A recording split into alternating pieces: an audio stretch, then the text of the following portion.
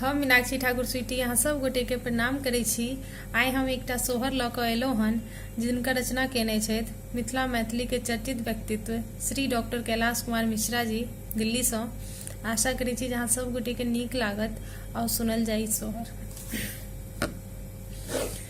पड़ल अकाल नगर में धरती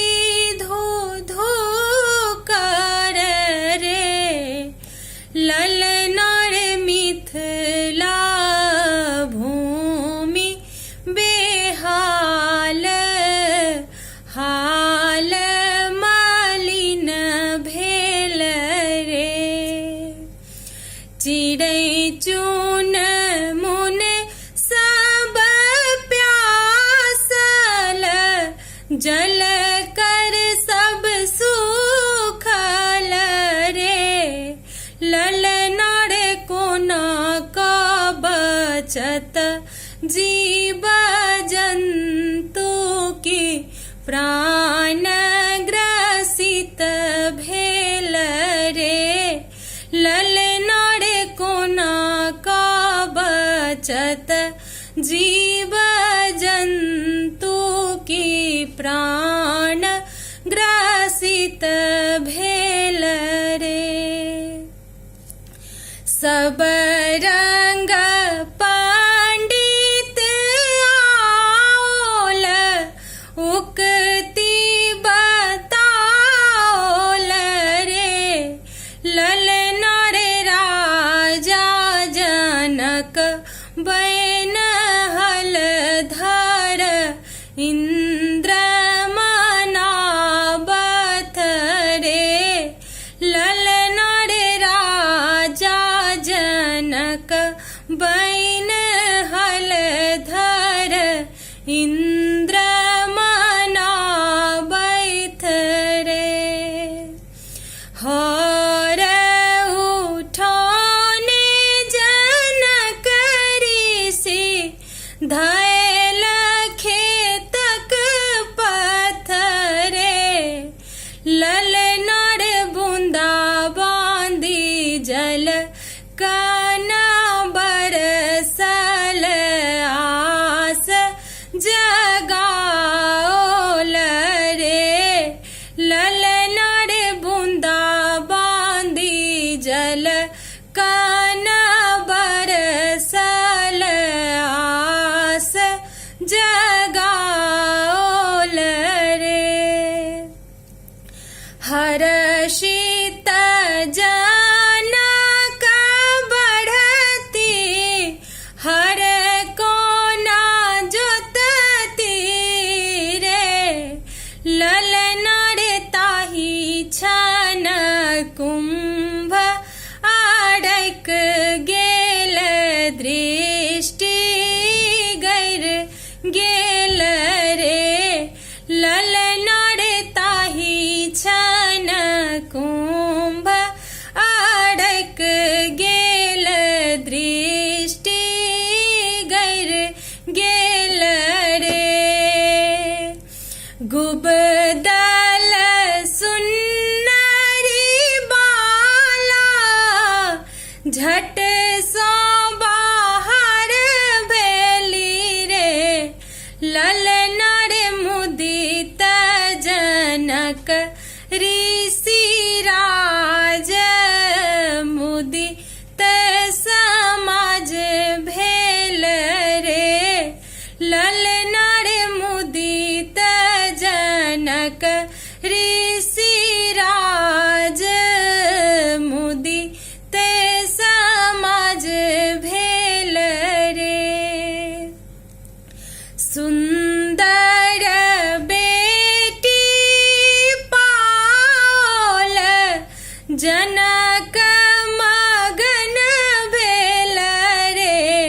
ललनार लेलनि अंक लगाए की सगरो अनघोल भेल रे।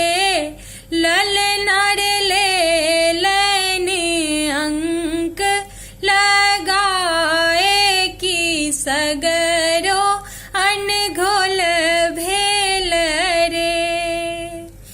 झम झम बरसल मेघ भरल सब जल कर रे।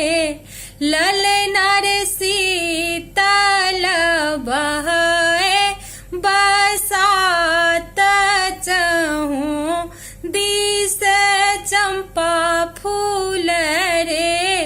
ललना रे शीतल बहे बसात चहु दिस चंपा फूल रे। मिथिला बनल बैकुंठ मैथिलानी गावथ सोहर रे।